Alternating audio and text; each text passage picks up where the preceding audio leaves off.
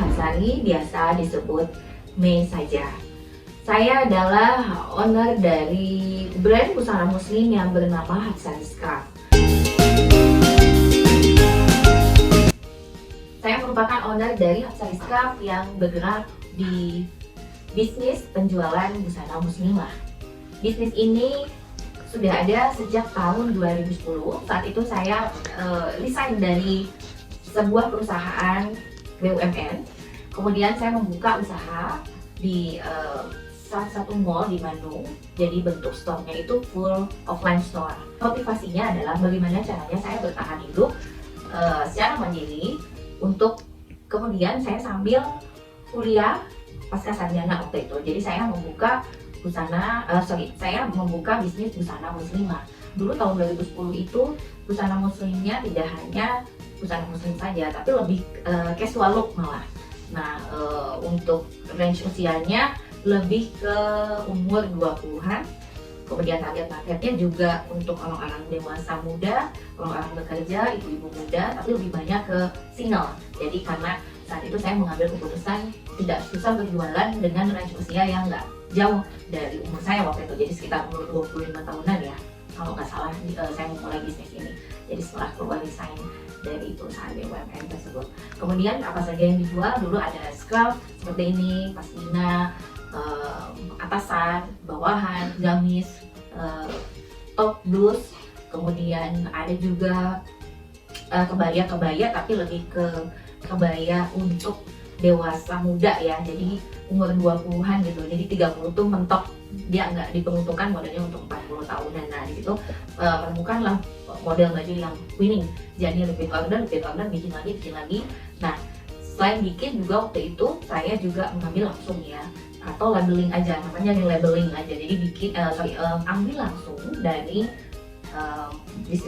distributor misalnya, kemudian saya labeling lagi seperti itu. Dan ada juga yang produksi sendiri. Jadi produksi sendiri itu nggak cukup waktunya jadi kejar-kejaran, karena ketika menemukan model baju yang winning laku cepat, ibaratnya kayak kacang goreng, saya butuh supplier tambahan, jadi nggak bisa produksi sendiri aja gitu. Jadi waktu itu ada beberapa juga strategi promosi yang saya lakukan, diantaranya misalnya nggak cuma membuka gerai offline store di salah satu mall di Bandung, tapi saya juga melakukan pameran. Pameran itu ini yang banyak mendompleng. Dari segi biaya sih memang lumayan terkuras lebih banyak, tapi dari segi pendapatan ini jauh berkali-kali lipat daripada kita buka store saja diam gitu ya. Jadi kalau pameran dia bisa bergerak dari mana ke mana, terutama di lantai 1 mall itu dekat pintu masuk itu selalu winning begitu. Baik, untuk Hapsari Scarf sendiri yang sekarang sebenarnya di branding. Jadi sebelumnya hanya Hapsari Busana Muslimah, itu nama brandnya. Tidak ada lagi, struktur organisasinya hanya saya saja. Pada tahun 2010, karena saya masih sendiri, masih gadis, saya hanya mempunyai beberapa pegawai saja, dan fungsinya atau tugasnya hanya untuk memasarkan saja. Dan untuk bagian produksi juga seperti istilahnya maklun ya, jadi dilepas gitu. Jadi kalau untuk struktur organisasi dari tahun 2010 itu sebenarnya kayak saya sendiri ownernya banyak memegang jabatan ibaratnya seperti itu. Nah ini karena rebranding menjadi Hapsari Scarf pada tahun sekitar 2 tahun yang lalu ya, tahun 2020 pada saat pandemi, sudah masuk pandemi, rebranding, dan saat itu saya sudah mempunyai suami, jadi bisnis ini kembali hadir dengan rebranding menjadi Hapsari Scarf, dan struktur organisasinya juga tentu berubah, dimana saya dibantu banyak oleh suami saya. Jadi karena kami sama-sama bergerak di bidang bisnis, jadi dia banyak mengarahkan saya. Jadi struktur organisasinya tentunya di sini suami saya sebagai komisaris ya, sekaligus ownernya, kemudian saya sendiri sebagai ownernya dan sebagai direktur dan sekaligus manajer operasionalnya. Lalu saya punya adminnya ada admin kreator untuk untuk mengurusi foto, video. Kemudian bisa dilihat di sini saya punya model, ini admin yang saya punya, jadi dia tugasnya juga harus bersedia di foto oleh fotografer profesional. Saya juga punya admin untuk mengurusi toko online saya, baik itu di web sendiri maupun di marketplace. Kemudian merangkap juga sebagai bagian packaging gitu.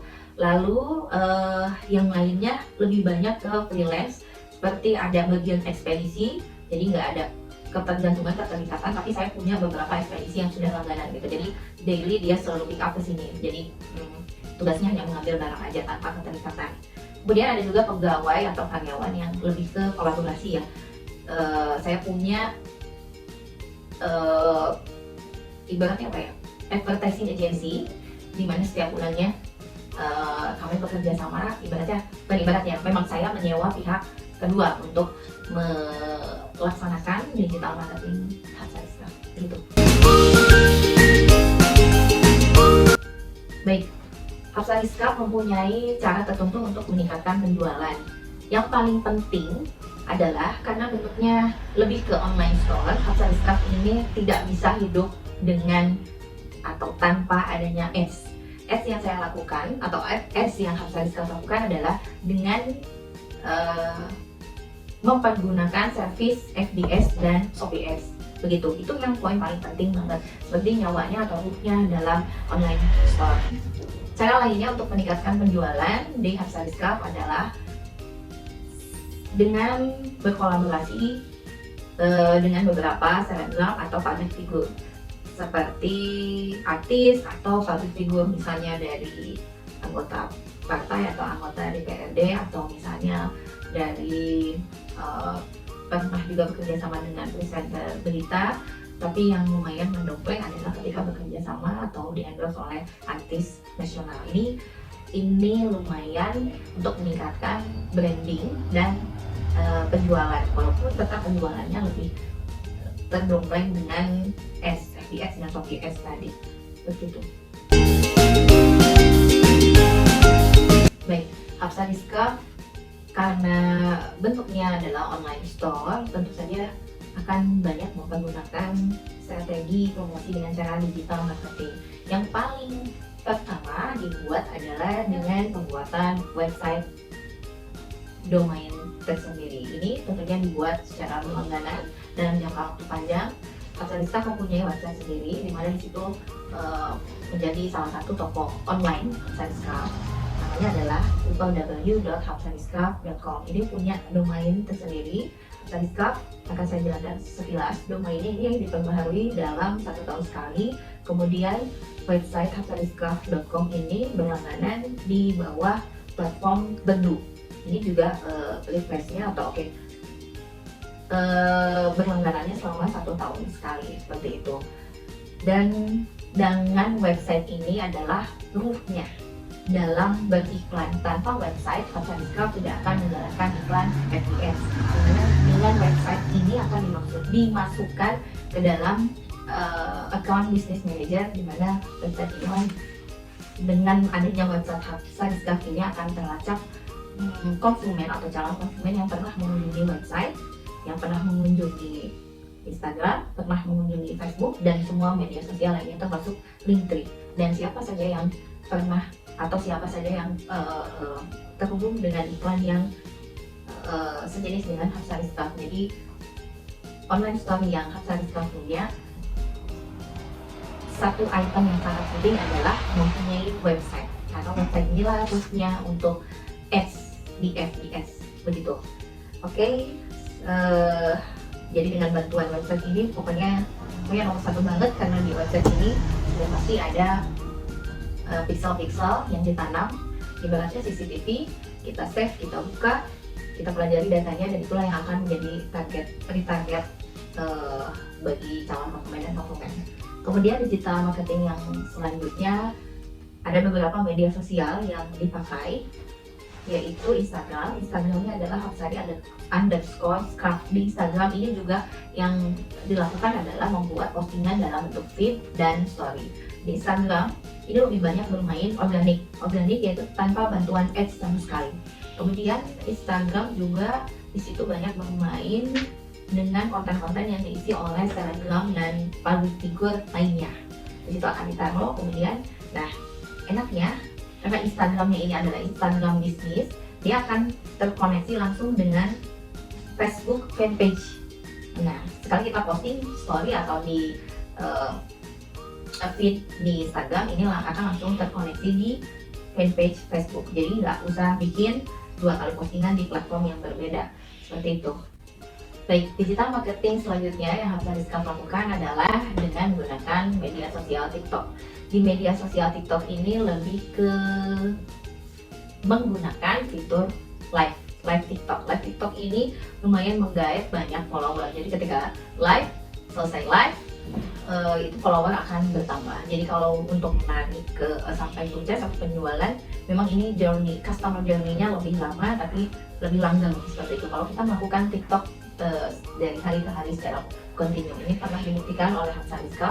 Kemudian ada juga pada saat live itu ada beberapa yang bukan follower, kebanyakan bukan follower tapi masuk di live TikTok, kemudian bertanya-tanya tokonya seperti apa, kemudian closingnya akan berlanjut di WA chat. Selanjutnya Hamsa Rizka menggunakan strategi promosi dengan cara toko online yang dibuat di marketplace, yaitu Shopee.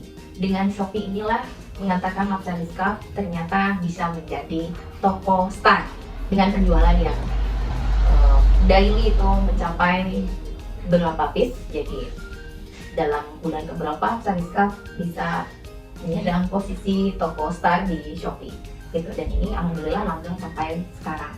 Di Shopee ini banyak transaksi terjadi, kemudian keuntungannya adalah reviewnya, testimoni dari konsumen yang sudah pernah membeli, ini akan menambah kepercayaan calon konsumen yang ingin membeli. Kemudian keuntungan lainnya dari Shopee adalah konsumen lebih terjamin, merasa lebih percaya. Kemudian ada juga tambahan fitur lainnya, dan ini menjadi salah satu cara mendongkrak digital marketing Hamsa Rizka, yaitu dengan promo free ongkir. Hamsa Rizka mengikuti program free ongkir, di mana di setiap etalase produknya sudah ada tulisan gratis ongkir, dan inilah yang akan menggait konsumen agar membeli produk Hamsa Rizka dengan promo free ongkir, dan itu didapatkan di Shopee. Ini benar terjadi, bahkan beberapa konsumen hanya mendapatkan ongkir 0 rupiah hanya di Shopee. Sekian dari saya sebagai owner Hamsa Rizka, semoga dengan penjelasan tadi memberikan inspirasi dan manfaat. Jangan lupa kunjungi media sosial kami di Instagram @hamsari_rizka, kemudian website www.hamsaririzka.com, dan Shopee @hamsari_rizka. Sekian dari saya sebagai owner Hamsa Rizka, sampai jumpa di lain episode. Apa bicara?